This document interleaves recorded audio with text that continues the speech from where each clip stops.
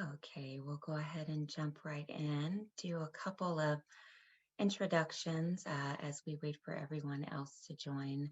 Thank you all for joining us today. Good morning or good afternoon, depending on where you're joining us from. And welcome to the Diversity Leadership Alliance 2023 webinar series on equity and social justice.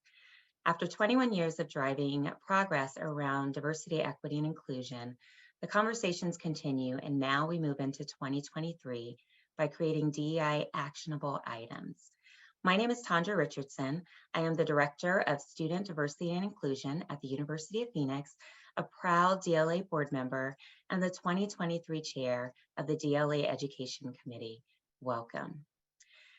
DLA exists to bring a voice to marginalized communities, provide a forum for constructive dialogue, and eradicate racism through strategic professional development workshops. Together with our business and community partners, we enhance the workplace and highlight the value of diversity as an essential part of any successful business model. We intend to cultivate change agents ready to lead with a renewed sense of bravery, urgency, and empathy. Through these vital monthly workshops, our annual conference, which is coming up by the way, and youth leadership program, we provide a safe space and platform to have critical conversations that impart change. Now, before we begin today's webinar, I'd like to acknowledge and identify the Indigenous peoples, nations, and histories within our area. We acknowledge the Akimel Udhem, Pipash, and Yavapai. We acknowledge these people, their ancestors, their descendants, and the land itself.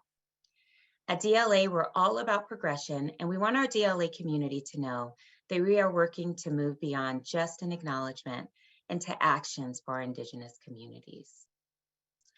Our fifth DLA workshop of 2023 explores an often overlooked part of most diversity, equity, inclusion strategies, and that's ageism. We want to address how to create a welcoming culture that honors and embraces individuals of all ages with varied lived experiences. Before we begin, we just want to remind everyone that DLA is a community education nonprofit organization, and as such, wants to ensure that our programs and events are inviting, respectful, and accessible to all. And we'd like to take a few moments to remind everyone about our community rules of engagement. Now, we're placing the rules here for you to review. We're also going to enter them in the chat so that you can review them. I won't review all of them, but I will just highlight a few. We want to make sure that we're being respectful to our presenter and the other attendees. As a community space, we do reserve the right to remove you from the discussion if you become disruptive. We ask that you all listen actively and be open to the full spectrum of perspectives. Okay, let's get right into today's topic. So ageism is an overlooked form of discrimination that affects both individuals and organizations in the workplace, leading to reduced productivity, stifled innovation, and missed growth opportunities. In this eye-opening DLA workshop, we delve into the critical but frequently ignored aspect of most DEI strategies, ageism. Today, we're going to explore the impact of ageism on workplace dynamics and discover practical solutions to foster an age-inclusive environment and teams. This interactive workshop aims to shed light on ageism and its pervasive effects on workplace culture.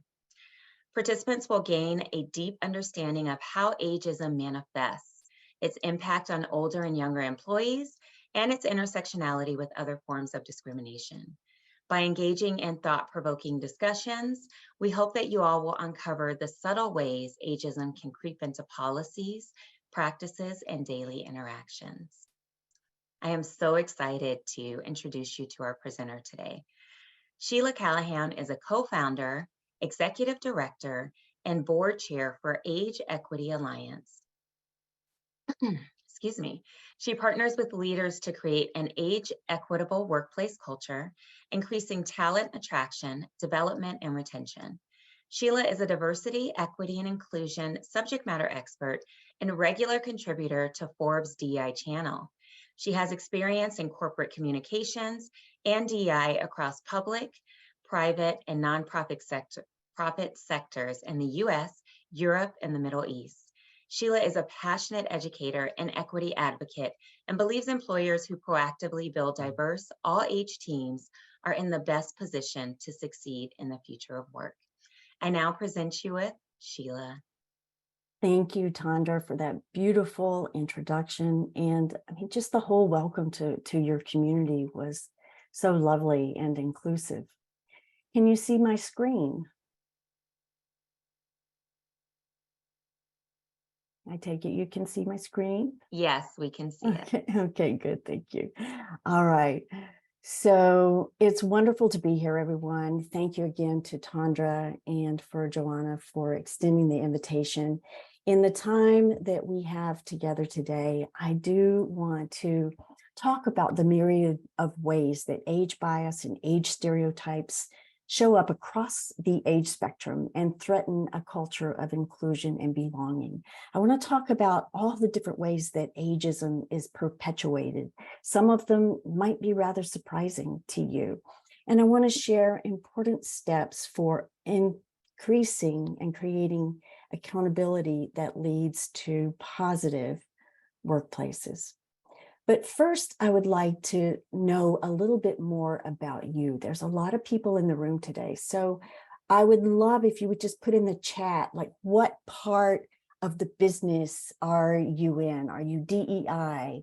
Are you HR? Are you some other part of the business? That would just be wonderful to know.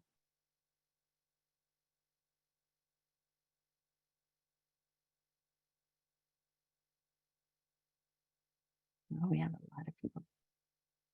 Okay. Manager, recruiting. Oh, I love talking to recruiting people. DEI, legal. Wow, DEI and social justice, social worker, part of the business, equal opportunity programs, supply chain and DEI.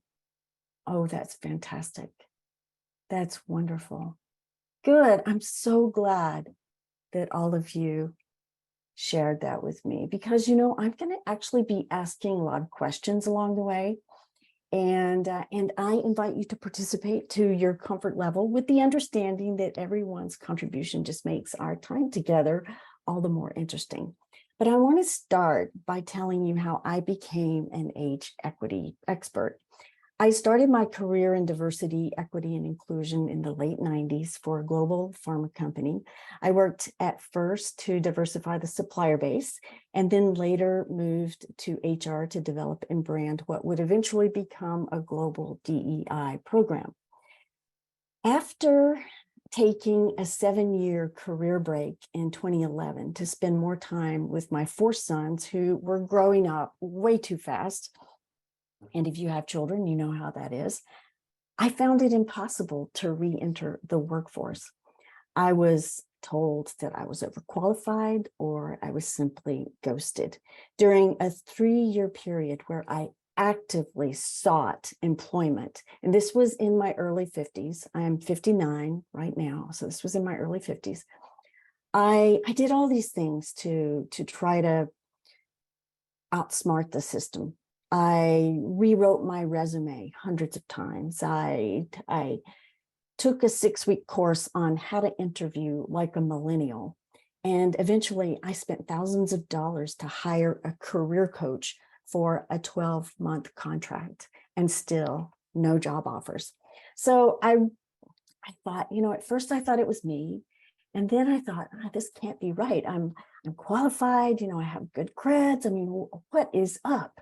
So I started scouring LinkedIn for the previously vacant positions that I had applied for to see who was popping up in those roles. And that's when it became all too clear. I was much older than the men and women being hired. And I'm not talking like a few years, I mean like decades, like a couple of decades. And so you can imagine maybe what a blow that was to me. It really just sent me off kilter. And I had to get my wits about me because I realized that systemic exclusion was something that I already knew about. I was trained to understand it across every dimension of diversity, except for age. Now, I do want to say that companies, when it came to redundancy, were very good about looking at age, but not ever really understanding anything about age bias, about age stereotyping, and how it shows up in the workplace. So workplace age and aging became my new passion. I already had the tools to be a change maker, and now I had a new challenge. So I began writing for Forbes DEI channel in early 2019, and I've since published over 125 articles, most of them about workplace age and aging. But believe it or not, having a media platform, even one as big as Forbes, was not enough to create the change that I wanted to see. And so that's when I collaborated with other age activists to establish what would become Age Equity Alliance, with the goal of increasing awareness of workplace age bias and teaching organizations how to address it to create positive workplace change. So all aspects of DEI are critical when it comes to creating the productive, trusting, empowered workplace. And to be honest, until we get race and ethnicity right, first and foremost, nothing else can ever be right. That said, when an employee hears DEI, they almost always think race, ethnicity, gender, LGBTQIA. Maybe they might think about religion. Maybe they may think about disability, but they almost never think of age. And so I want to pause right here and I want to ask you a question. Why do you think it is that employees don't recognize age as a dimension of diversity and think that it's okay to make comments like, she's too young for a leadership role, or that old man would never understand how this new software works? I'd love to read your thoughts in the chat.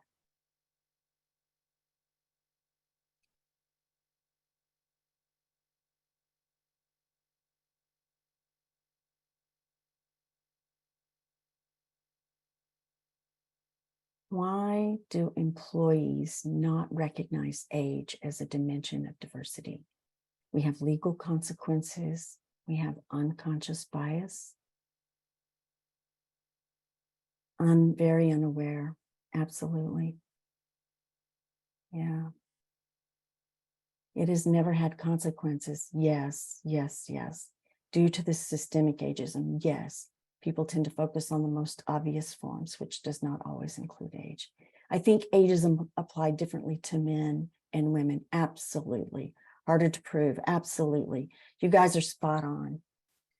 Definitely unconscious bias, traditional practices, stereotypes and voices not heard, conscious bias, i.e. boomers. Absolutely.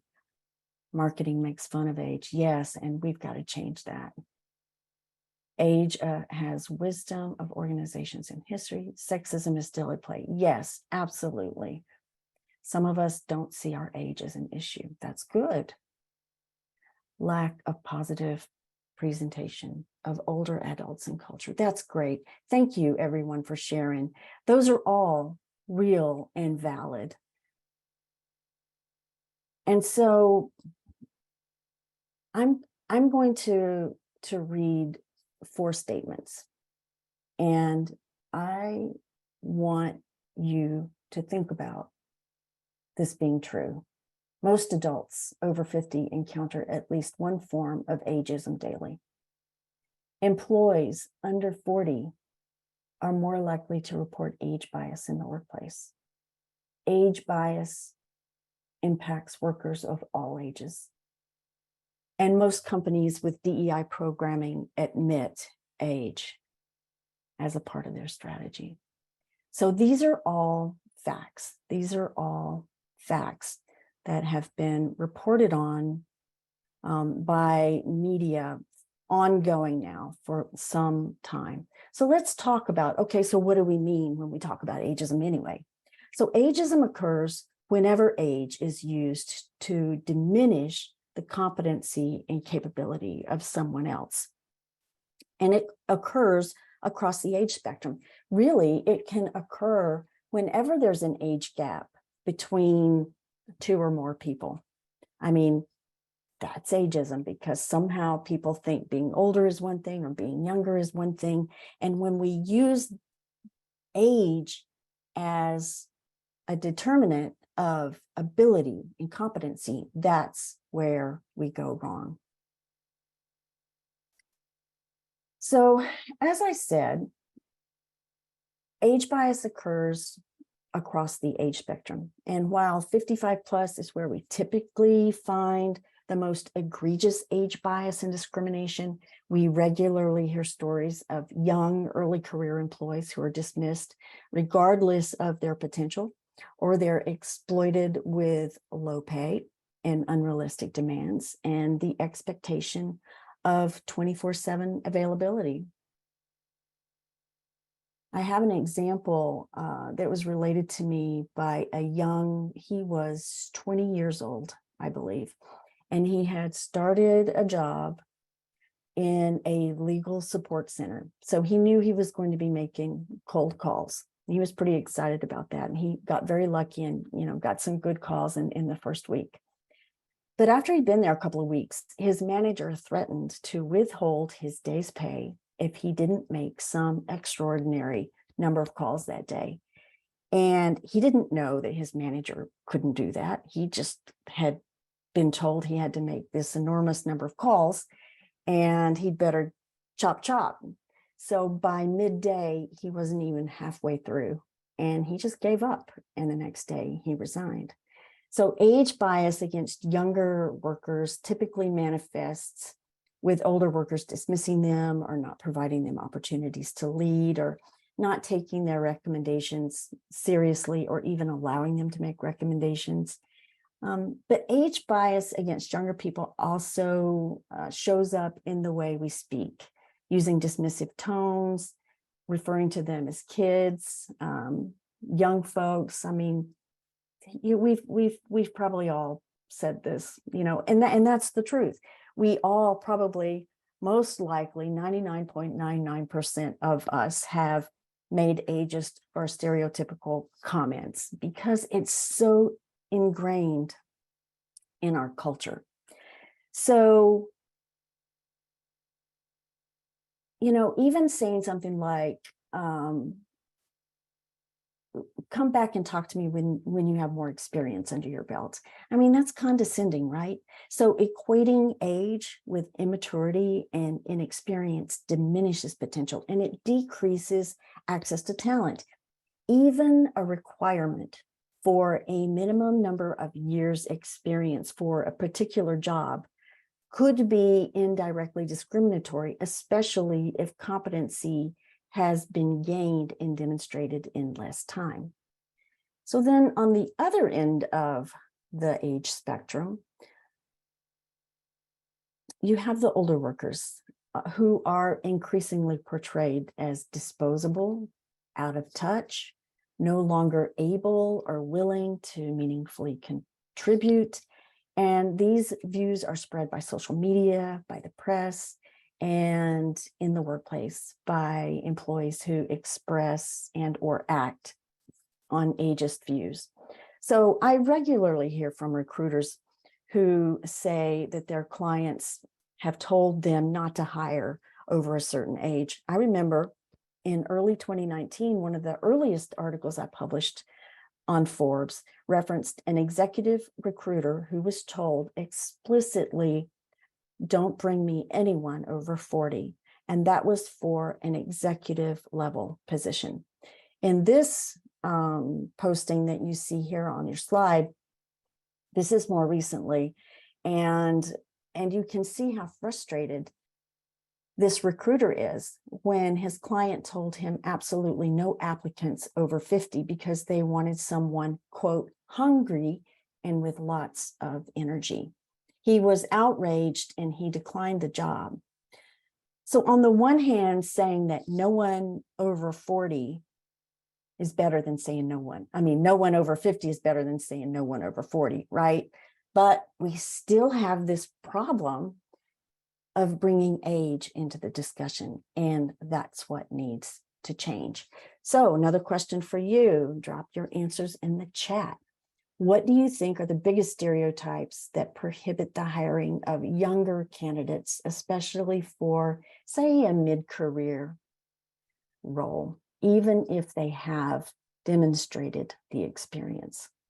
What are some of the stereotypes that prevent that? Yeah, bravo to Bernie. Lazy, less likely to stay. Stereotypes prevent hiring.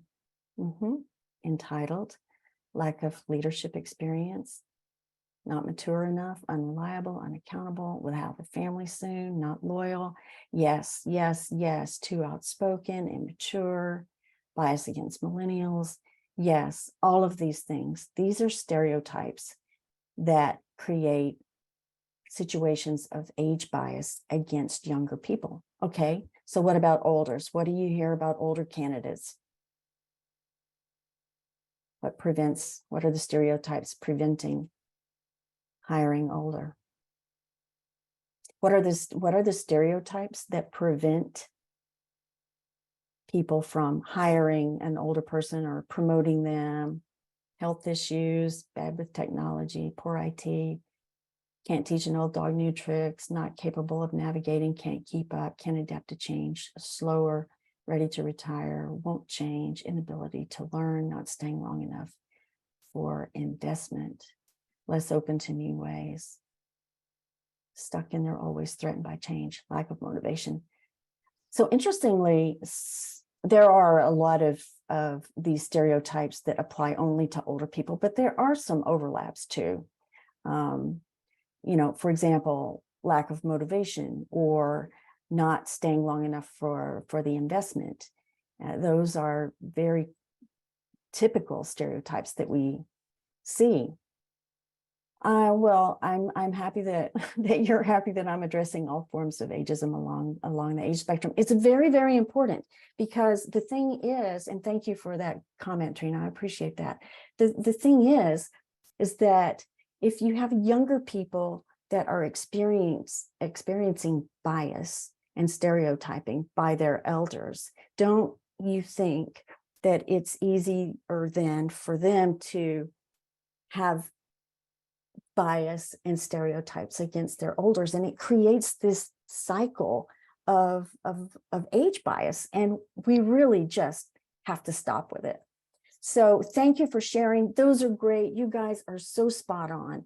So inside the workplace, even making jokes about senior moments or assuming an older person is down level on the latest technology. It can also be overt or aggressive, such as pressuring older workers to retire to free up a position for a younger professional. And all those comments can be considered age bias, and if used repeatedly, could also be considered bullying or harassment. And I've known people who've been in their 60s who've come to me and said, my manager keeps asking me when I'm going to retire. And I keep saying, I don't have any intention of retiring. And they keep asking me every time, we have a one-on-one. We have to be aware of the fact that people are living longer and they want to work longer. They need to work longer. And so we're going to dive into that a lot deeper. But the bottom line is that age is not a factor in skill or ability, just like race or gender or religious affiliation or ability or sexual preference is not a factor in skill and ability. Skill and ability is the factors that we need to be looking at, okay? So the reality is that HR, well, I'm going to say talent management processes can be perversely ageist both ways. If companies are not ethical, if they don't practice DEI accountability, or if these kind of behaviors go unchecked. So what we see is this preference for what we're calling this mythical ageism sweet spot. And so the question, we have the younger people here. This is the sweet spot. Most of those are millennials. And I have to tell you, I avoid age labels like millennials, but that's the term that a lot of people refer to. And then of course here you have the older employees, and I'm telling you, 50 is where the pain points start. And for a lot of people in a lot of industries, and that is just doggone scary, and we're going to talk about why. But I want to ask you, why do you think age comes up in the workplace around hiring and training and promotions and retention? And I don't want to go back to the stereotypes. I want to dig deeper. Why is age an issue? What are people really thinking about?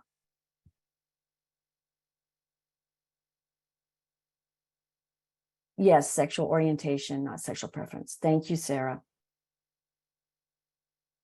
Yes, yes, yes. Yes. Cost of an employee. Okay. Why is age an issue? What are people really thinking about? The cost, the return on investment, health issues, business needs, healthcare costs. It's all about money, the cost of retention. That's interesting that it's all about money, cost of retention. They can bring in another employee younger and a lower wage. Where's the equity in that? Potential disruption, fear of getting older. Oh, I like the fear word. It's about money, pensions, healthcare, unconscious bias. Excellent. Concerns older employees may not be comfortable reporting to a younger manager. Okay, these are great. These are great. So I'm going to talk about two things. One, I'm going to talk about the lump of labor fallacy. And this is the assumption that there's a fixed amount of work to be done. So this applies whenever someone says, you know, the older generations should step aside and let the younger professionals come up. So that is like the lump of labor fallacy. If this were true, new jobs wouldn't be generated, they would just be redistributed. If this were true, when women entered the workforce, men would have had to have lost jobs, and that's just not the way it worked out at all. So there is a fear that there's a fixed amount of work. So the other thing I want to talk about is the fact that we have a very outdated perception around retirement. When President Franklin D. Roosevelt proposed the Social Security Act, that was in 1935. That's when he made workers responsible for funding their retirement until age 65. But here's the thing, when he passed that act, the average life expectancy was 61. So statistically speaking, the average person would never even have had the chance to draw from the fund that they contributed to. This retirement paradigm is no longer valid. In those earlier years, also what was different, companies were more likely to offer pensions for 20 years of service. Those benefits have, for the most part, gone away. And that means that employees are left with a responsibility for saving, for managing investments to supplement any government retirement that they may receive. And it's not a valid paradigm, but it's the one we're living in, because it's still reflected in our current workplace culture. And we see evidence of that by the disproportionate percentage of people over 50 who experience age bias or discrimination, who lose their jobs, who are excluded from new employment opportunities, they're excluded from training, they're excluded from promotions. So several studies have shown that people are living to 100. There's the UC Berkeley study, the Max Planck Institute for Demographic Research in Germany, and you can see the human mortality database at www.mortality.org if this is something you're interested in. But studies are showing that more and more people are living to 100. And so while this traditional concept is no longer representative of today's economic model, the societal view around older people in particular staying in the workplace have not changed. And this is because workplace reflects culture and societal ideology. And without appropriate intervention, someone said earlier in the chat, no consequences, this carryover ideology then easily leads to bias and stereotyping and exclusion and discrimination. So what we're experiencing right now, what we're at the cusp of, is this cultural transition that accommodates this new now, this living longer, and not only living longer, but living healthier, more active lives. So instead of a retire by 60 ideology, we have this reality of a 60 plus working adulthood. And so I'm back to you guys with another question. What do you think must change for organizations to consider older talent as equitably as younger? What are your thoughts on that?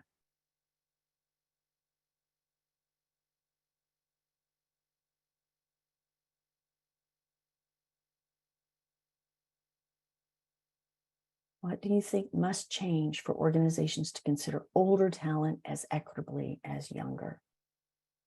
Joanna, you're doing such a great job, or Tandra, of capturing my questions. Thank you. Culture shift to see the value of both. Thank you, Sheila. Mindset for leadership. Yes. Valuable knowledge and experience. These types of workshops are to start. Yes. Changing the mindset. A major paradigm shift where people are treated fairly, regardless of their age. Yes. I love all this. Continued training, EDI. Yes. They have to look at their data. Yes. They have to measure workplace culture, attitude of succession planning instead of employees as replaceable. Love that. Providing training resources in ops, realizing the strong experience they bring to the table. This is great stuff. You guys, I would just love to do a think tank with all of you, and it would be so much fun. Thank you for those great, great comments. So all of that is important. We definitely have to create some change. So let's dive in a little deeper. All right, let's talk again. As I said, ageism is judging someone on the basis of how old we think they are. Now we're talking about ageism, not age bias. Ageism, judging someone on the basis of how old we think they are. And often ageism and ableism are confused. Ableism is judging someone on the basis of how we assume their minds and bodies function. So, okay. So this gets a little complicated. So I'm going to try to give you some examples. So when recruiters or say hiring managers dismiss older candidates right off the bat because they think they are not a good culture fit, that's ageist. Or if they think I'm not going to hire them because they're just going to retire, that's ageist. But if an older candidate is dismissed because they need, or might ask for an accommodation, that's ableist. If it's because a candidate, quote, at their age is considered unable or unwilling to learn the latest technology, that's ageist and ableist. So I know it's a little hard. So here's a test. I'm going to give you a test, okay? All right, this is the final example. If a younger colleague said to someone older, "You don't know anything about how to market on TikTok," and they said that because they assumed TikTok proficiency had a direct correlation to a youthful age, would that be ageist or ableist? What do you think? Yes, exactly, Christy. You got it. It's ageist. Okay, what if that person said, "At your age, you could never learn how to market successfully on TikTok"? What would that be?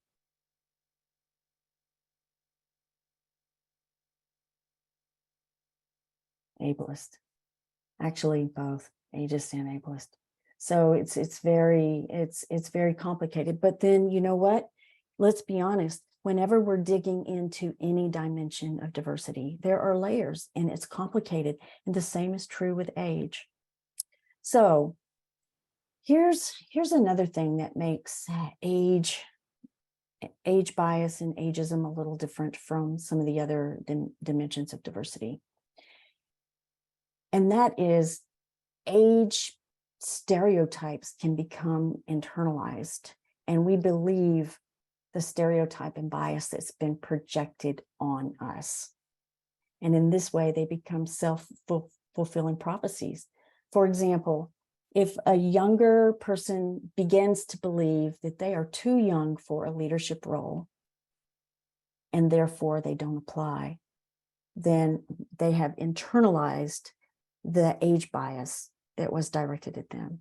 If they believe the only way to get a promotion is to work 80 hours a week without overtime pay, then they're internalizing this myth that young people have to suffer through, low pay, long hours, insufferably, So that's how bias is internalized.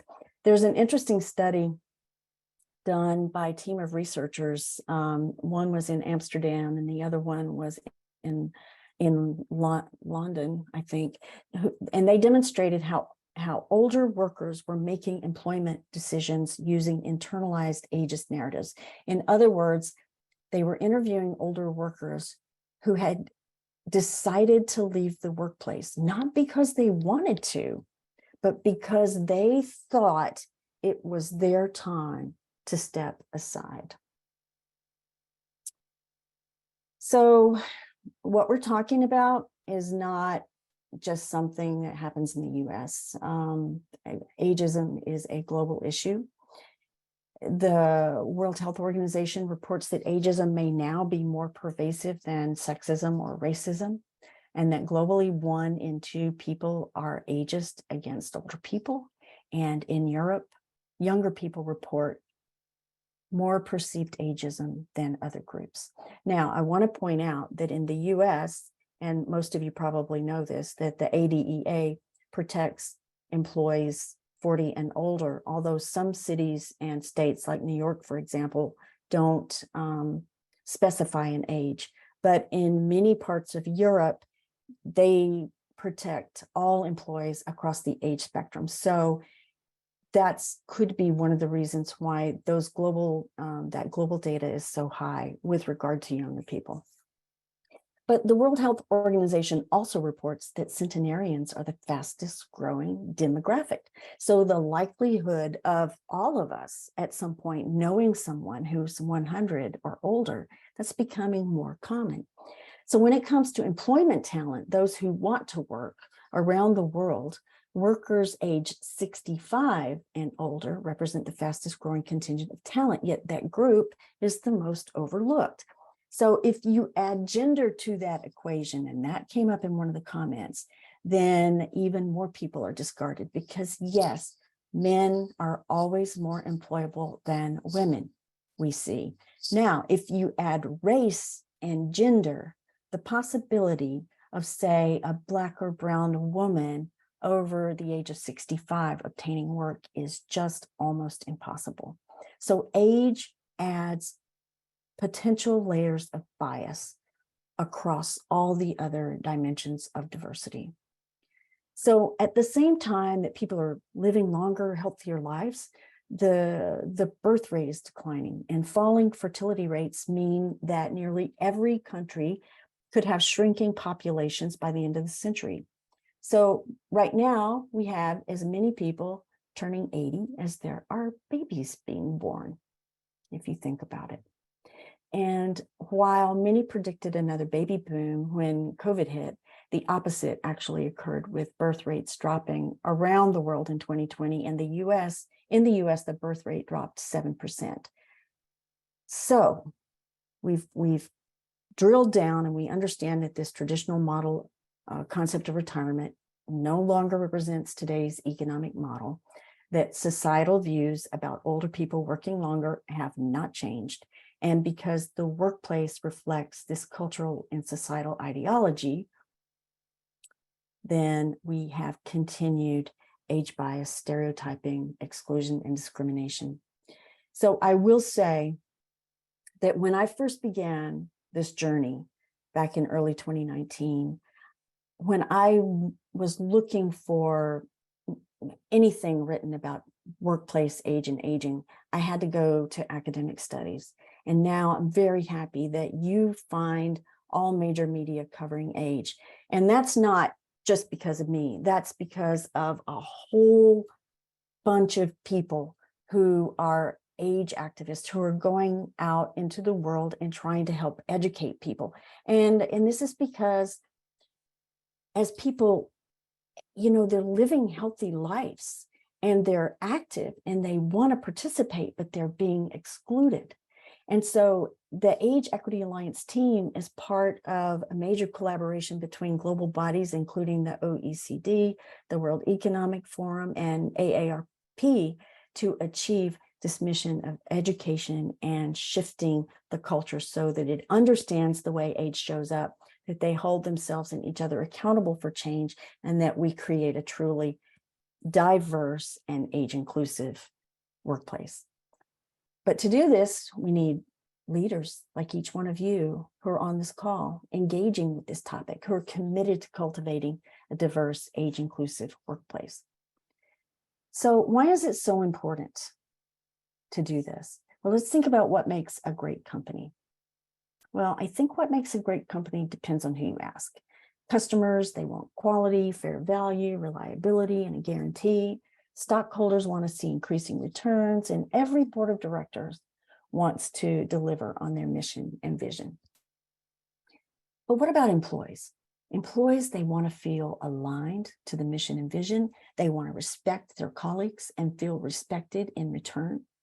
And they want to fully contribute.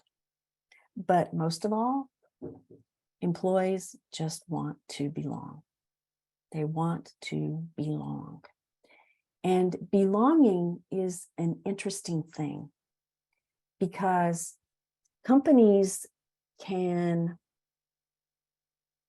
make efforts to diversify and they can make efforts to be inclusive, but a sense of belonging can only come from the individual. And even before all the craziness of the pandemic, workplace culture carried this incredible amount of influence.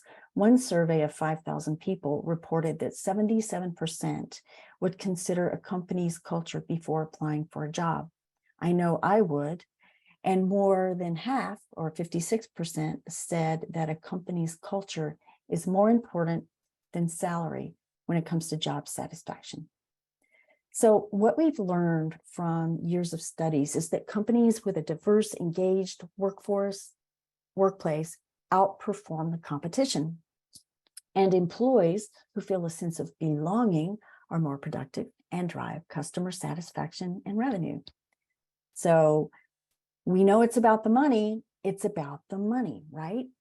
So employees who experience a high sense of belonging here, that's what I just told you, 50%, 56% increase in job performance, 50% drop in turnover, 75% reduction in sick days. And so for a 10,000 person company, that would result in an annual savings of more than 52 million. So if it's about the money, I think we have money here where it comes to belonging. And the one thing I want to address is that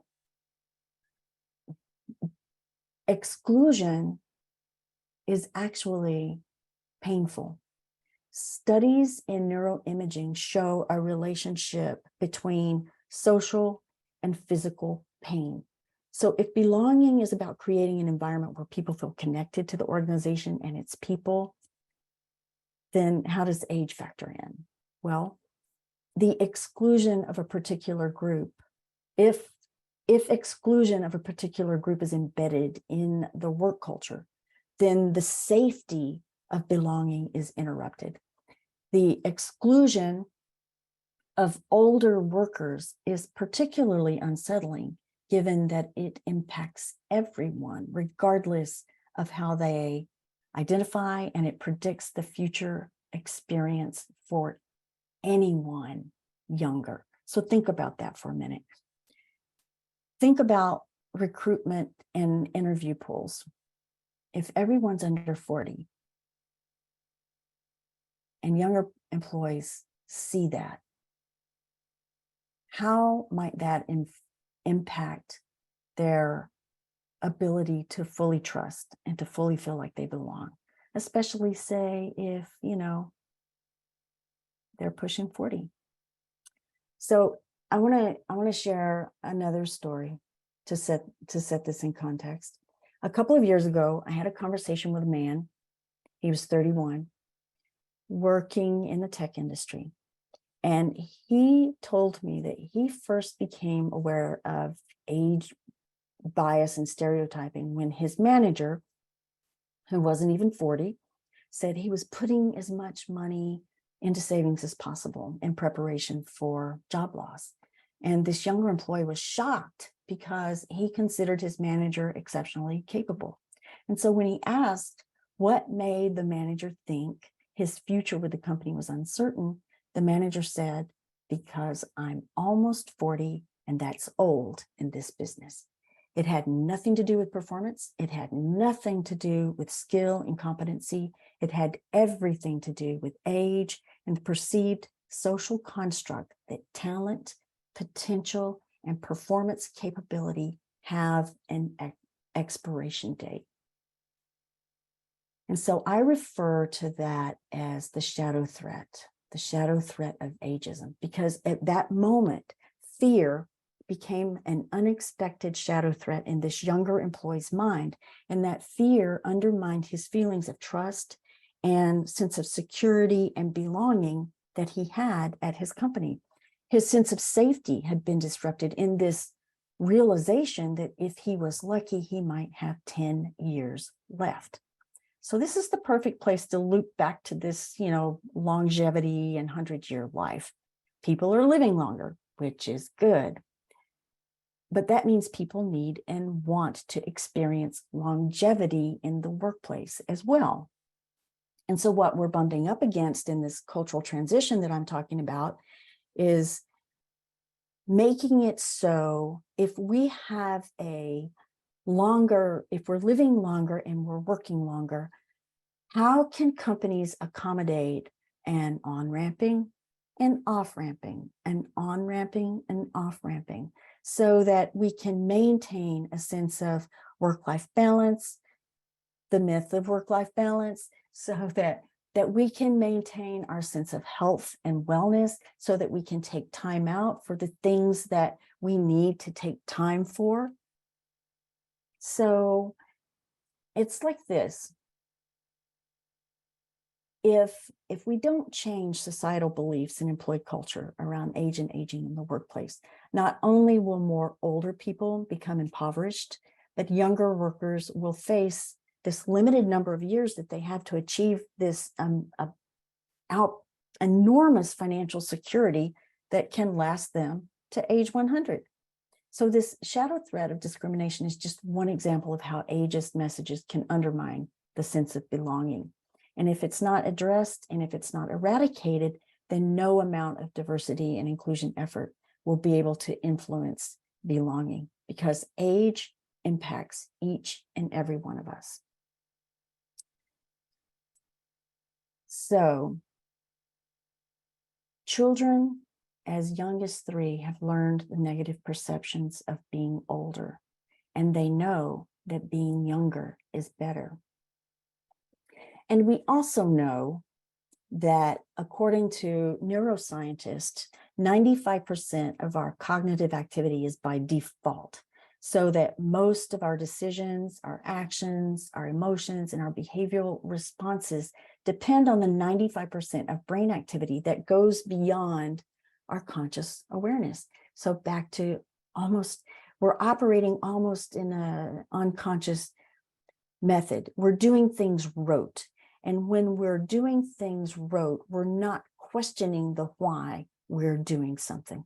Why are we dismissing that candidate as considered for promotion or training or hiring? Why are we considering only that candidate for redundancy and not someone else? So this means our default biases will almost always predict behavior. And that means that by default, older employees will be overlooked. And by default, older workers will be the first to be considered for redundancy. And by default, recruiters and hiring managers, if they are working in rote, will easily dismiss older job candidates if they're not questioning the why. So the other side of that age spectrum is someone who looks too young might be automatically dismissed for leadership positions. We had a conference last fall, the age equity, the fall age equity conference, and we talked about, we had a panel discussion with people who had experienced age bias on the younger end of the scale. And one of the things that they talked about doing was that they really tried to present and make themselves look much older than they did. So, and you're going to get notes on that. So I'll come back to that later. But anyway, all of this to say that ageism is not just an old person problem. It's about all of us. So what can we do? Poor guy. So here's the challenge. Here's the challenge. In a survey of 6,000 business leaders, 83% said an all-aged workforce would be critical to their company's growth and long-term success. So they know that at some level, and that's good news, except for the fact that only 8% of them were included age or were even thinking about including age. So leaders have to set the stage, but age equity is really everyone's business, and everyone has a role to play in cultivating a diverse, inclusive, and equitable people culture. So as I bring this training to a close, I want to outline 5 ways that we see companies creating more inclusive workplaces. These could be easy steps for you to consider when evaluating what you can do to make your work culture feel more inclusive. So let's start with being intentional. What do I mean by being intentional? It means acknowledging how age-related assumptions, myths, stereotypes interfere with creating a productive, innovative, all-aged work culture. Give me a second to get some water.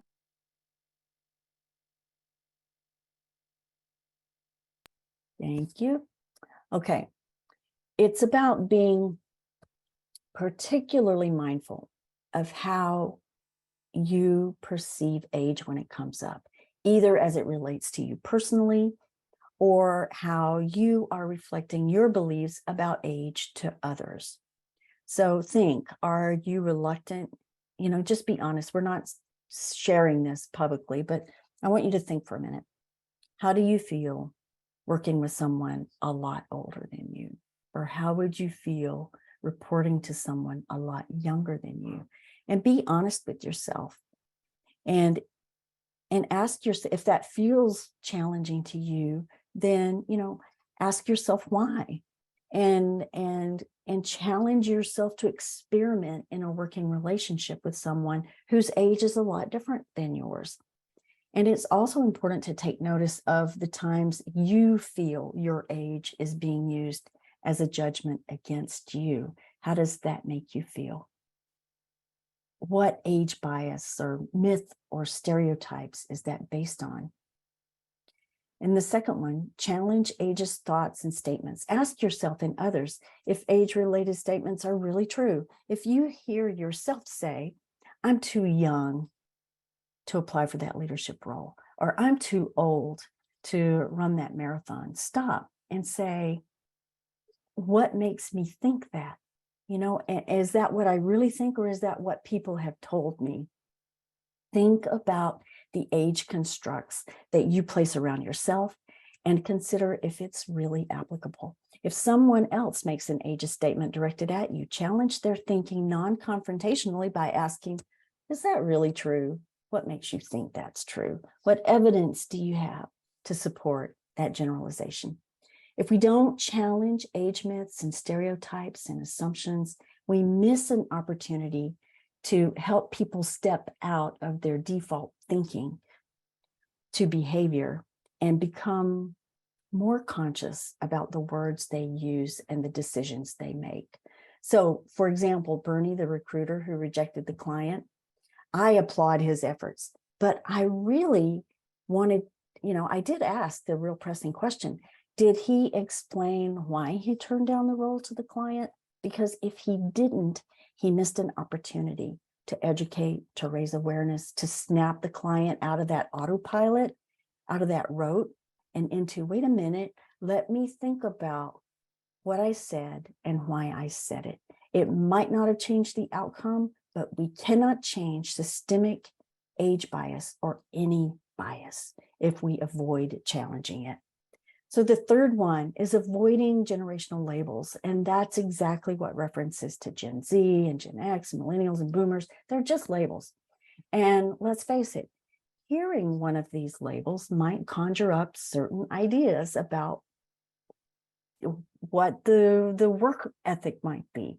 So we just talked about being intentional and mindful about how we think about age, and people put way too much emphasis on generational differences, which establishes an us versus them mentality. Behaviors and attitudes attributed to a generation are really about individuals. And individual differences within a generation are much greater than the differences across a generation. Number 4, be inclusive. And I'm sure you've heard this language before when learning how to become more inclusive of other dimensions of diversity. The same goes for age. If you're charged with assembling a team, be sure to include diverse ages, just as you would for other diverse perspectives. If you're already in a working team, what can you do to incorporate age diverse perspectives if they're not already there? The World Health Organization says that is probably the most effective way to really build bridges across the different ages is by letting them work together, letting them learn from each other. And that leads me to the last one, seeking mentoring from all ages. It's often called reciprocal mentoring, mentoring partners. And especially if you have partners that have an age gap of at least 15 years, that can be a real beneficial mentoring partnership. And as I said, several studies talk about proximity and personal interactions, having the ability to create social bonds, to disrupt bias and myths. And one study actually found favorable views are formed towards people when they spend time with someone, even if the person previously disliked or had cultivated a negative stereotype about them. So we know that culture change is a slow process. It's more like a marathon. It's certainly not a sprint. And we know we need a healthier narrative around age and work. It takes time to learn the ways that age bias shows up in the workplace and in our lives. It takes time to shift away from the myths and the stereotypes and the assumptions and replace them with a broader understanding and respect for age and aging in the workplace, longevity in the workplace.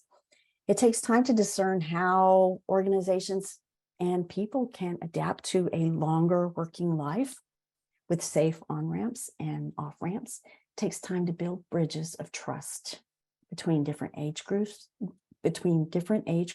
who, up until now, have sometimes carried these preconceived ideas that talent doesn't exist on the edges of the age spectrum. And with that, I think I'll turn it back over to you, Tondra. Thank you, Sheila. That was amazing. I have to first tell you that as you were presenting, I was thinking about someone very close to me who is looking to join or rejoin the workforce. And just your start to the workshop and the story that you told, I believe so many people can resonate with that at various generations, right? Because we have this intergenerational workforce now, we have so many individuals who are coming in at a later age in life, those who are transitioning careers throughout their lives. So this is really something that is a little more dear to my heart than I thought before we started this. So thank you for all of the information. We do have quite a few questions. So if it's okay with you, I'll go ahead and start going through some of the questions. I have a few in the chat, and I invite anyone else who has questions to enter them into the Q&A box. That way we can kind of keep them organized. And until then, I'll go ahead and get started with what we have thus far. So Sheila, the first question that we have from Irene is, how do you see EEO changes impacting the older worker? That's a very good question. Okay, so as we know, the EEOC oversees the ADEA complaints around age. And as any lawyer, and I think we have some folks representing legal in the call, as any lawyer will tell you, employment lawyer, it's very difficult to prove age. And so you have to be very good at documenting. You have to be willing to address it and try to make an effort. But I will tell you, the EEOC may rule in favor of an age complaint if it's a current employee, someone that's already in the workplace. But they really do not protect candidates that miss out on the hiring pool. And I can tell you, I know that personally as a fact, because I filed an EEOC complaint as a candidate when I had proof that I was considered overqualified for a job by a senior leader who wrote to me about it. And the EEOC told me, we don't handle those kind of complaints. And it was an applicant complaint. There's a lot of legislation out there that honestly has been sitting in the Senate committees. Every year they introduce it, and it gives rights to candidates, job candidates, applicants. And it makes it much, much easier to prove an age discrimination case. But every year it's introduced and it passes in the House and it sits in the Senate committee. And the next year it's reintroduced. And so for people who really want to try to make a difference there, you might consider, reaching out to your senators and asking them to support the legislation. Thank you. Another question we have here is, do you have specific tips to avoid ageism? This person specifically asked 50 plus in the hiring process. Really good question. Excellent question. So I have mixed thoughts about this. But first I'm going to tell you that just recognizing that you may encounter this, you're ahead of the game, because when you when you recognize that you may be dealing with someone who has stereotypes that have certain stereotypes about older workers, then you can prepare in advance. And I actually interviewed a woman who told me that she actually sat down with her in her interview and said, you may think that I'm a little older than what you might consider for this job, but let me just tell you right now. And she just put it on the table. She put age on the table, and she was hired for that job. Now, that doesn't work for everybody. I interviewed a 75-year-old in the tech industry. He's been working in tech for 50 years. And he said he's all the time taking classes and learning new things and doing, reaching out and volunteering. But, here's a great tip he gave. he said that instead of trying to find a full-time job right off the bat, that he started doing temp roles, and that got him exposure until he found the right company who appreciated him for all that he brought, and they hired him on. Those are really good tips.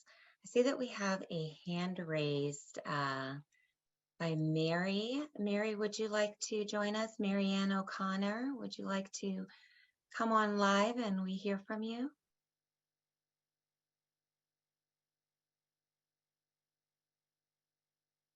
Oh, I'm sorry. I didn't mean to raise my hand. Oh, no, that's okay. We just I'm wanted to make sure sorry. I that we didn't acknowledged you. realize. Marianne was problem. waving. She was waving. Hi, Marianne. Okay. All right, well, we do have several questions, so we'll go ahead and go to the next question. If anyone does want to come on live and ask your question, just let us know here in the chat. We'd be happy to bring you on. So here's another. How do you add age-neutral language and imagery used in job descriptions to avoid bias during recruitment? These are awesome questions. Those are really good questions. Well, I would say that you have to read it with the eyes of, focusing on age. And you can find, there is actually a website. Does anyone on the call know the name of that website that they check for biased language? And I can't remember it off the top of my head. But so when I worked in DEI, I actually supported HR as a communicator, and that was very, very helpful to have someone with a communication hat. So if you have someone in your organization that is communications, or if you're writing a job description, if you could run it through DEI with a lens toward age, or with your legal department, that would be really helpful. And I cannot remember the name of that website, but I will look it up. And if you send out anything afterwards, Tondra, I can include it. Okay. Oh, yeah. Yeah, Trina, that might be it. So Trina shared one in the. And that's so important, because I've written about, there are a lot of studies out there that there are certain things that you can say. Like, for example, if you talk about all the technical stuff you want, that older people might be less likely to apply because they think you're talking to someone who's just graduated from school. So it's really important to be specific about what you truly need. And there's a difference between need and want, and then understanding that people, who are applying for certain roles, I like to assume positive intent, are probably applying because they want to learn, they want to grow, they want to contribute. Absolutely. Dr. Moon, I see that you have a question. Do you want to come on live to ask?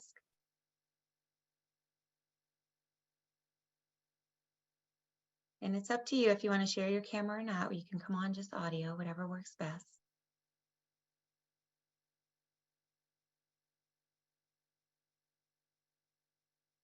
And I do see you're off mute, but we can't hear you.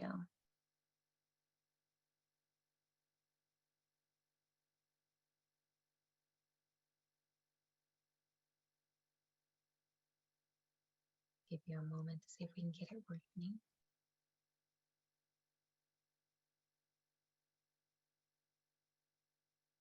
Okay, it looks like Dr. Moon went on mute. If you'd like, Dr. Moon, feel free to drop it in the chat. We'll go on to the next question. Let's see here. How can organizations address concerns about age-related stereotypes affecting performance reviews or advancement decisions?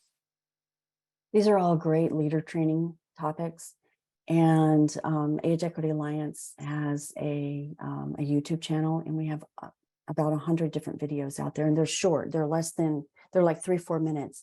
And, it's important to talk about age with your leadership, and it just make them aware. But the other thing that I think is really important is to, if you don't have an employee resource group around the age spectrum, that is a good place to have those discussions as well. Dr. Moon, I think we have your audio working if you'd like to share your question.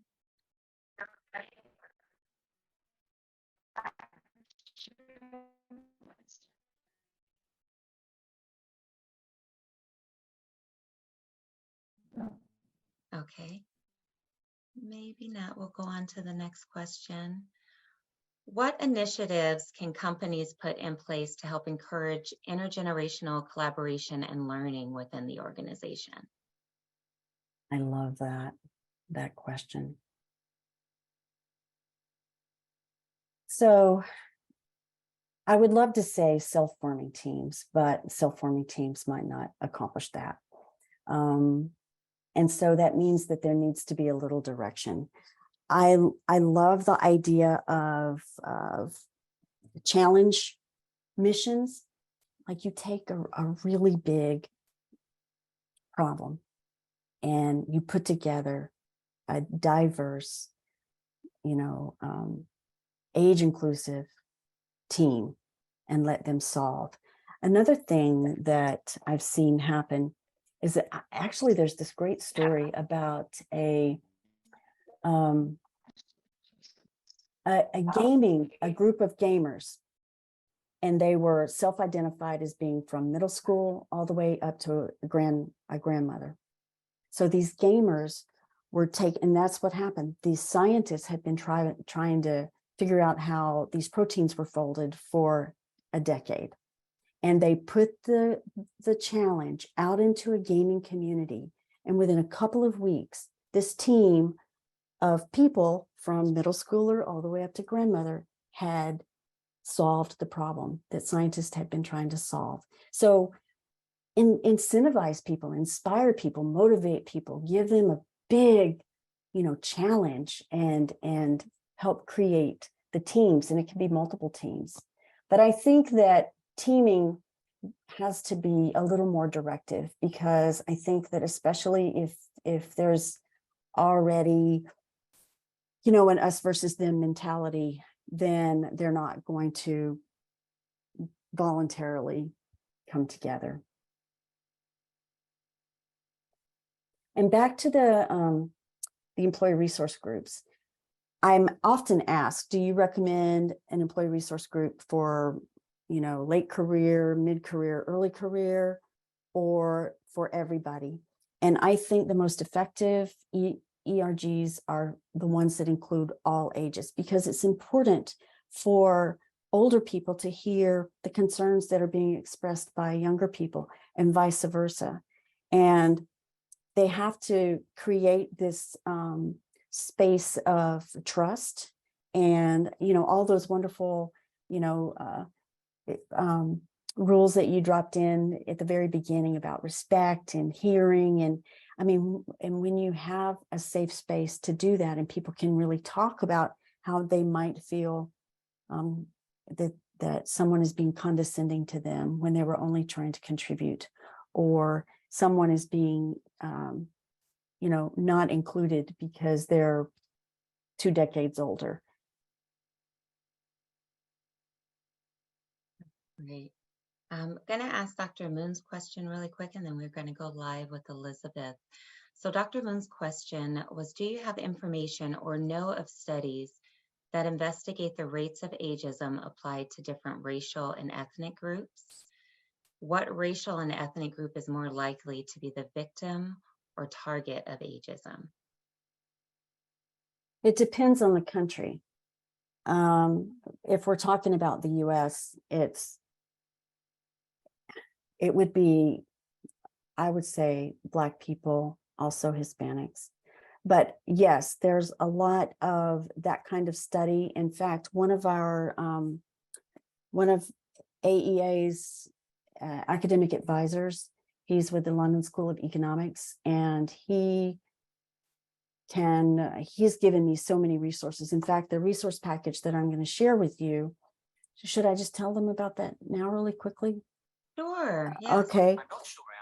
So the resource, the resource guide that I'm going to share with everyone is about 13 pages. It is the resource guide that was provided to the paying participants who attended the 2022 Fall Age Equity Forum. And we had 4 trainers talking about different topics, everything from just so many topics. And we had 3 keynote speakers, and we also have, and so the resource guide has, for every speaker or trainer we had, it has the highlights, it has their contact information, it has additional resources. So you're going to get that, plus there are 2 pages of sources that you'll get additionally to that. But Dr. Moon, I am happy to provide specific studies to you, and I will look for some about rates of ageism as it applied to race and ethnicity, because I know they're out there. I've read them. Thank you for asking that question. Thank you. And thank you for sharing information for that resource as well. We'll now go to Elizabeth. Elizabeth, would you like to ask your question? Yes, hi, thank you. Good morning. These are always so great, and it's so impactful. So I really appreciate to everyone who put so much work into them. Yeah, so, I have to say, I am in my 50s, and I'm always looking for positions, right? So that's part of what I've always done. It's not like I'm ever disgruntled and I need to. For me, I always am looking. And I find that I update my resume often, and I'm always, kind of putting some feelers out there. But I have to say, when I'm looking at my resume, there's extensive amounts of years. I am in a senior project management position. I've done a ton of DEI and community work, and I want to be able to have all of that information. But even when you're applying on the websites, they want you to put the dates. So it's very clear as to, hey, I started my career in 1990s. So it's not hard for them to do the math. And I just hope that I can get in front of somebody, because the truth is, I am my best performance, my best work, and just my best balance is to be working collaboratively with a team of people of all, just the diversity in an organization is everything. I've seen it, I've experienced it, and I don't want to be in a place where I don't have that. So it's difficult. But how do you get in front of somebody? That I have to tell you, there are very few moments now that I am actually getting anything back from any applications that I do. And I have noticed it's really kind of been that way in the last several years. And I have to wonder if it isn't that.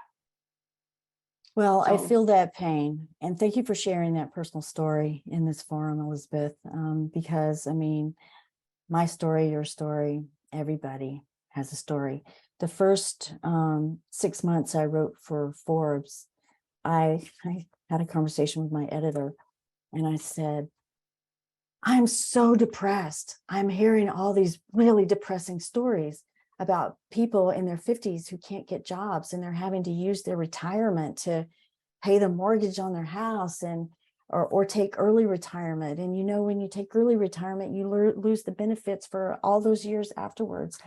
And so to answer your question, I can tell you what you're doing is all the right things. You keep updating, you keep looking, you keep asking the question. And we already know. So for example, I told you that we had an academic advisor at the London School of Economics, and he does simulation studies where he talks to recruiters, and he puts 3 candidates forward, and 2 of them have exact same experience, but one is much older. So as you can imagine, that one that's much older doesn't get nearly as frequent callbacks as the younger candidate, even though they have the same amount of experience, right? And then the fact that you're a woman. So there's that, there's ageism, there's sexism, and I don't know if some people are still stuck in the fact that men are the primary providers. I don't know what Yes. people think. I don't know, what people think, but you're doing the right things. I would suggest that you're just asked to talk to people, for example,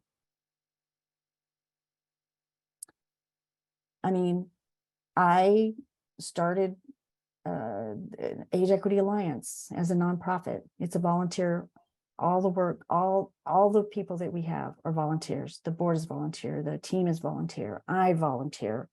This is a volunteer-run organization. But through this organization, I've been able to meet and talk to so many people around the world. I'm not suggesting that you have to go start an organization, but what you might want to do is look for volunteer opportunities that could lead to that, or do what that 75-year-old tech programmer did and look for short-term roles that might expose you to a different industry. And what we find sometimes is that, when people are in their 50s, they want to try something different. Maybe they've been doing the same thing for, 3 decades, and they want to do something new. And they want to start all over. And that is challenging. So you really have to investigate companies. I recommend that if you are looking at a particular company, you look on your LinkedIn and see if you're connected to anybody, and just say, hey, I read that, on the website that your culture is very inclusive. How would you say it is around, older workers?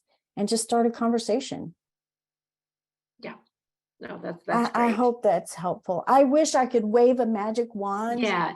And I'm I would not just go looking for ding, that ding, at ding. all. It just really is, has anybody had any, and I'm seeing some people throw some information in the chat, which is really great. But it's interesting, and I will say, I don't love working with older people who are so stuck in their ways. Honestly, I probably have a little ageism myself, and I'm older, not old, but but I think that's the beauty of continuing the DEI work and really trying to press into employees all attending something on it, because I think that's the key is progress. Any moments of progression and any opportunities of that are so important to an industry, a company, all of that.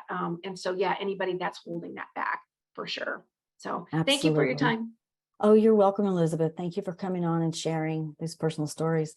I think one of the things that organizations can do right off the bat is just look at your policies, look at, to make sure that age is a part of all the protective, for bullying or anything that you have, that age is a part of that. And you make it very clear that bias and stereotyping and bullying of any type is not tolerated. When you look at overall your whole talent management process, and you start with recruiting, how are you recruiting? What, are your recruiters educated around age issues the same way they might be educated around, race or gender? When you're talking to hiring managers, the same thing with hiring managers. It's not just that there's this stereotype that an older person might not want to report to a younger person. There's also the chance that a younger person would not want to manage an older person. Maybe they might feel intimidated by that. It goes both ways. And that's why it's so complicated. So, you have to educate the hiring managers when you're thinking about training and promotion. It's like you have to look at every aspect of your talent management process from beginning to end, from onboarding, everything you do. If you have an eye for other dimensions of diversity, you need to also have an eye for age. Very, very good points. I'm actually thinking through this even as Elizabeth was sharing. I was feeling the same thing, when you have to actually have that level of self-awareness to say, wait a minute, I am talking about these things as I experience them, but how am I actually doing the same thing? I think that I have experienced that. I've been with my organization for 22 years. And one of the things that I always try to do is I never want to say, we've always done it like this, or this way works. You always want to be open to learning new processes. Someone shared in the chat about being fortunate enough to work for a higher education organization that promotes professional advancement opportunities. That's great. Someone said they were grateful to be able to work with young people who remind them that they have so much to offer. And it's so funny because I always am hesitant to say young people because I don't want to age myself, right? I'll let everyone else make their assumptions on what my age is, but I don't want to say young people and separate myself into any particular generation. You can just make that judgment on your own. So these are all really good. I do want to go to Rebecca's question that was asked a little earlier. And she states, what training do you recommend for a diverse employee population and an organization to raise awareness of ageism? Well, just basic intro level age education and training, similar to what we've done. We have a number of different training modules that we offer, and we do customize training specifically for organizations. In the resource package that you're going to receive, you'll have 3 other trainers besides myself and plus myself that you could reach out to if you are interested in the modules that they're presenting. And so there are a lot of people out there that are doing this training. I would just, before you bring someone in to do age-related training, I would review some of their work. And because sometimes I still see people training and calling, people boomers and millennials, and that's actually in the scientific communities, they've actually started moving away from that. And that is a big, big, big win, a big win. So, yeah, you just have to start at the beginning. I mean, it's so important for people.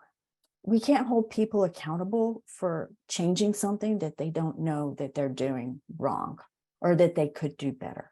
So it all starts with awareness. And Tandra, I wanted to tell you that one of the things that you can do, instead of saying young people or old, you can say younger or older, and that's I like that. Yeah. I like that. I don't want to age myself either. I know. Well, wait, why not? Why don't you want to age yourself?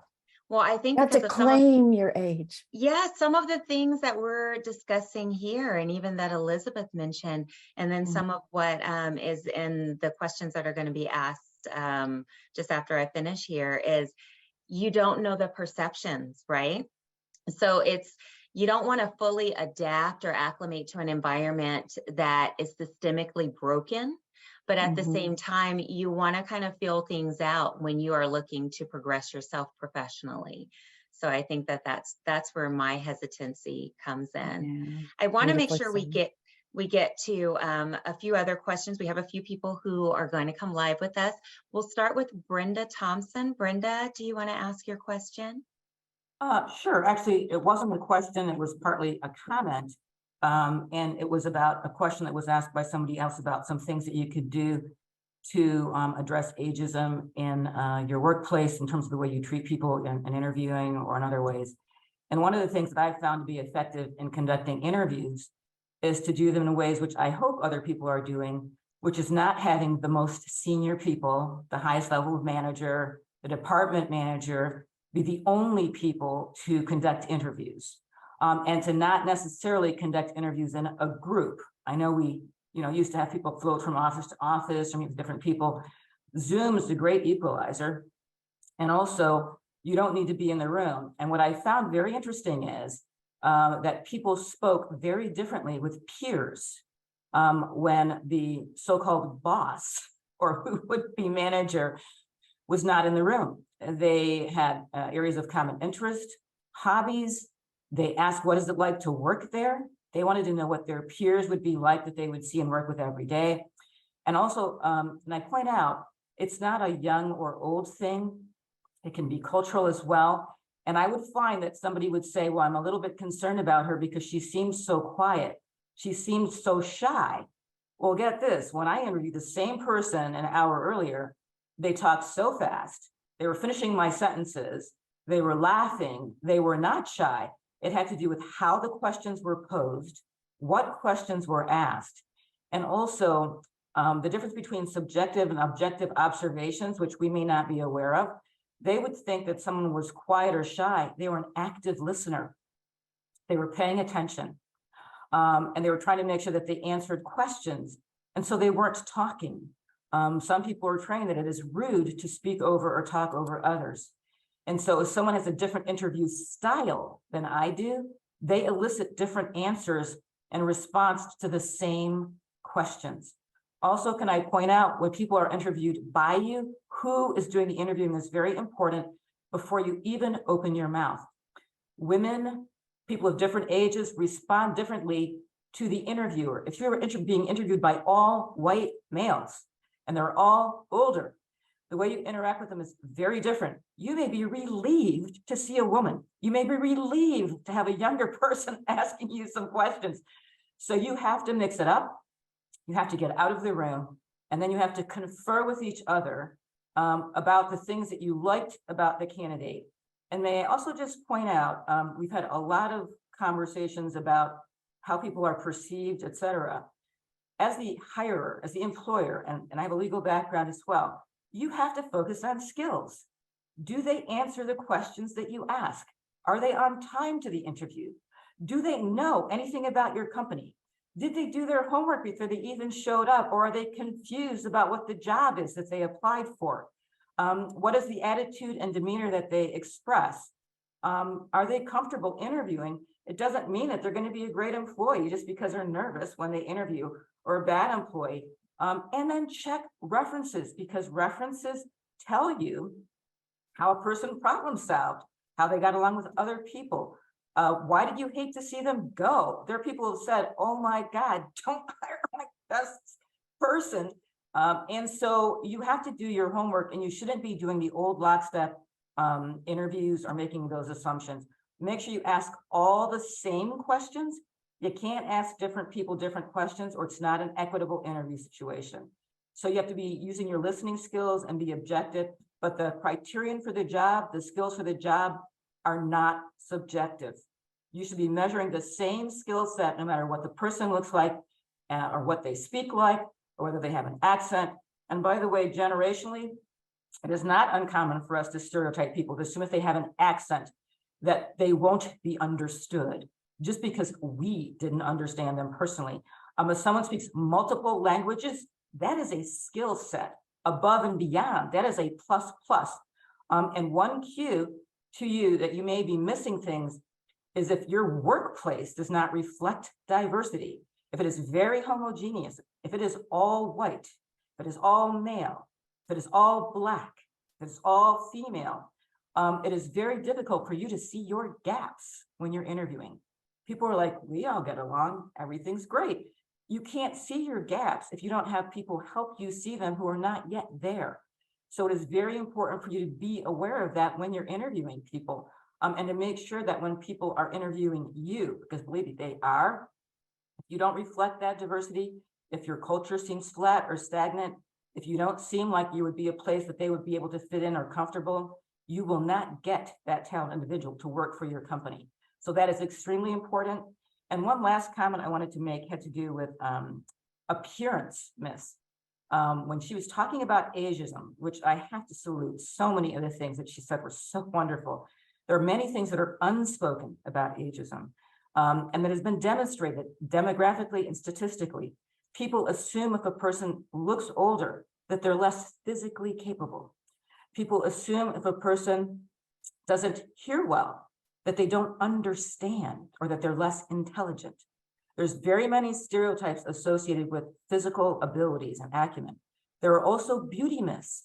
It has actually been demonstrated that men who are taller are hired more often and paid more. Has nothing to do with the degree that they hold, has nothing to do with the years of experience in the workplace. People assume a tall man is powerful, knowledgeable, privileged. When a man is silent, they assume that he's thinking and that he's listening. He could be bored and be asleep, but it is presumed that men can say less, and it doesn't mean that they know less. When women are silent, they think they're shy or afraid. So there's very much gender stereotypes. This has been observed. Also may say if someone is perceived to be overweight, someone assumes they're less physically capable, even if the job has no physical requirements. And people who discriminate against people on the basis of weight are more likely to discriminate against women on the basis of weight. Men who are heavy are often no salary differential. White men, no salary differential. And also Black men who are more heavy, no salary differential. But white women and women of color are discriminated against more on the basis of weight, and white women often more than, which means there's some invisible stereotype or myth that white women are supposed to be thin. And it has literally been shown demographically, statistically, their salary is less. So what can you do about this? Make sure that when you are hiring people and assigning wages and salary, that they are not gender-based, because women are often paid less to do the same jobs because people think women should be servants, that women should be nurturing, that women should be kinder. And women, that has nothing to do with the job. It doesn't list in job skills that you must be kind, that you must be nurturing, that you must be subordinate. So tough women, thoughtful women, direct women are perceived as aggressive, abusive, etc. Men are perceived as passionate, strong, firm. So gender discrimination occurs at every aspect of employment, from hiring to recruitment to retention. And people that are considered more physically beautiful, again, put that question mark in your mind of what that means, often are rewarded for their beauty. Again, it has nothing to do with intellect, ability, degrees, or acumen. Now, I'm not saying you should be punished for being beautiful, but I'm also telling you if someone is plain, doesn't wear a lot of makeup, doesn't wear high heels, doesn't get their nails done, doesn't like shaving, doesn't think that they should have a crew cut, maybe wears a ponytail. It can be culturally different, has nothing to do with the workplace. Do you have to be beautiful to do that job? Do you have to be a certain age to do that job? It is not a criterion. And what I was told in law school is the only jobs where sex is actually a bona fide criterion, and by the way, this is mostly not in the United States, is if you are a sperm donor, you have to be male to have sperm, or if you were breastfeeding children. Back then, you had to have breasts to be able to do that. Those criterion are almost impossible to be used as a method to screen or deny someone from a place of work. And the last thing I would say that we often miss is people who have different physical abilities. People assume that somebody may be harder to work with if they're in a wheelchair, or if they use a cane, or if they don't have a hair as well, or need larger letters on their screen. I cannot tell you how many people have all of the so-called physical abilities, and by the way, may have different abilities you can't see in terms of their health, in terms of their nervous system, in terms of their back. You can't see all physical disabilities. Do not presume that someone's productivity is based on those things. Some of the most productive people that I've ever encountered would be passed over regularly because people assumed that they would be less able. And some of the people that have the best physical abilities waste time, show up late, disrupt the workforce, spend all their time gossiping, are bullies, or have other bad personalities. Their physical abilities have nothing to do with their performance on their job, their interest in the job, their willingness to support or work with others in teams. And so it means getting outside of your comfort zone, which is not defining the comfort zone for the world, and taking time to listen to people who don't look like you, don't sound like you, don't act like you, and then see how they can do the job. They will surprise you over and over and over again. Don't be afraid to hire somebody that's not like anybody you've ever hired. They may be the best person that you have ever hired. And so I know I'm rambling a bit, but I just want to tell you, I'm seeing this at every level. I'm seeing it at the national level, on national boards that I serve. People are uncomfortable with change. They're uncomfortable with diversity. It used to be that 1 in 400 children in the United States was born of mixed race. Now it's 1 in 40. Race and gender cannot be that criterion that determine your ability to be a successful and productive and engaged person in the workplace and in life. It's time to step up, wake up, and get with the program, because if everybody's the same, you are missing clients, business, ingenuity, creativity, joy, freedom of expression.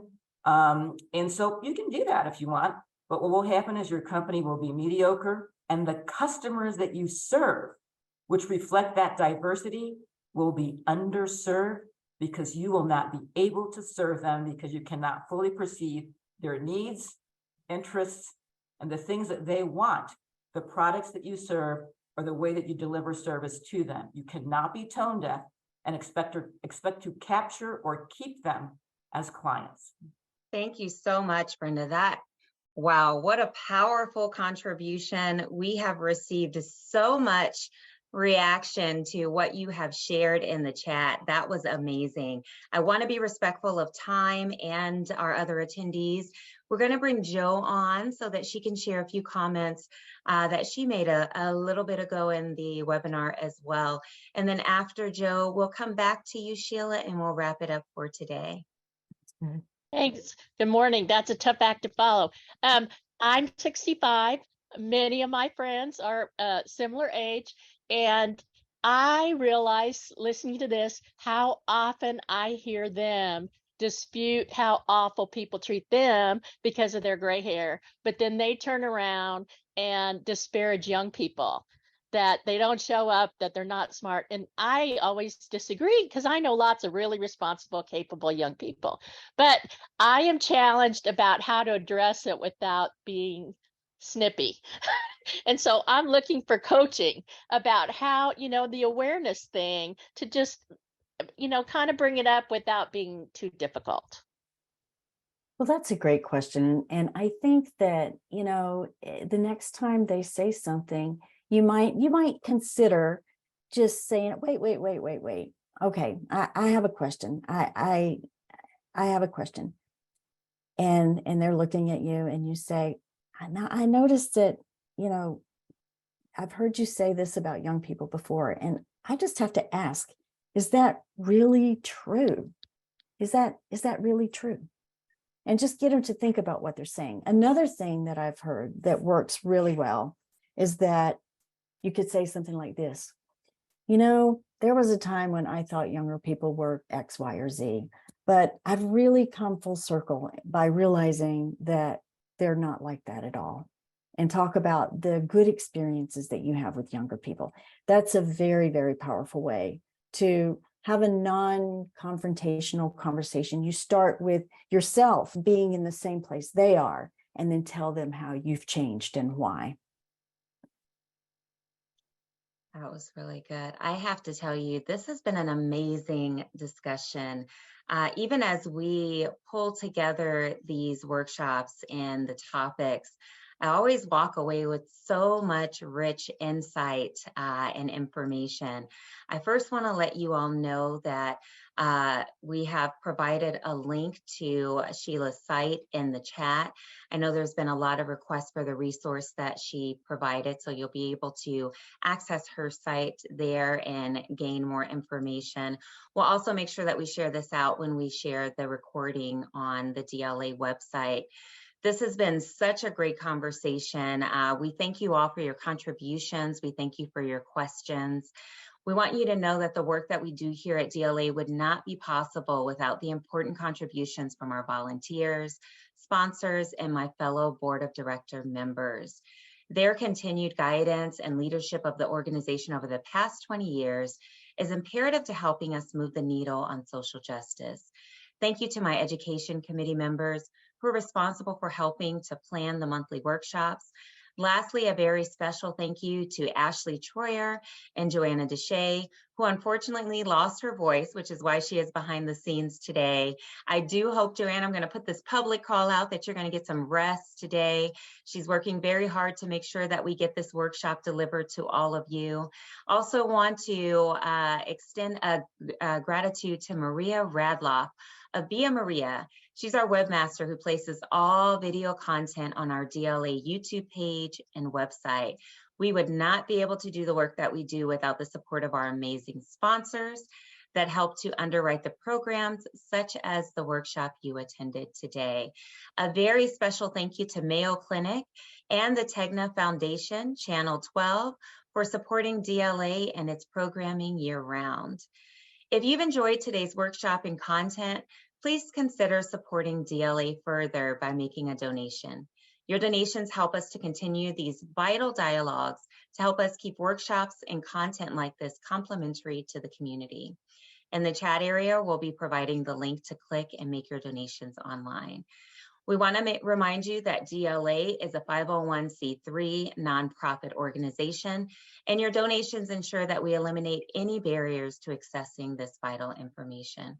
Also, your donations may be tax deductible. Please consult with your tax advisor. Well, another special thank you to today's workshop presenter, Sheila Callahan. Sheila, we are humbled and grateful for your valuable time and contribution, and also in taking such a large portion of the workshop to answer questions. We want to always make sure that all of you as our attendees are gaining the insight that is provided by our presenters, but also making sure that as you're gaining this insight, we can effectively address the questions that may come up. So we hope that we did that today. We here at DLA are thankful for you. We're thankful for Sheila for your time and your attention today. We hope that you all will join us next month on September 14th as we talk about going beyond performative gestures and tokenism, and equity is not a trend. Then on October 12th, we're going to end our workshop series with investing dollars in DEI to create action and impact. These two final workshops will lead us directly into the annual conference on November 2nd and 3rd. Please check our DLA website to register for the September and October workshops, as well as the annual conference. Again, we thank you all for joining us for the August DLA workshop. Have a great rest of your day, and please take care of yourself and each other. Bye-bye.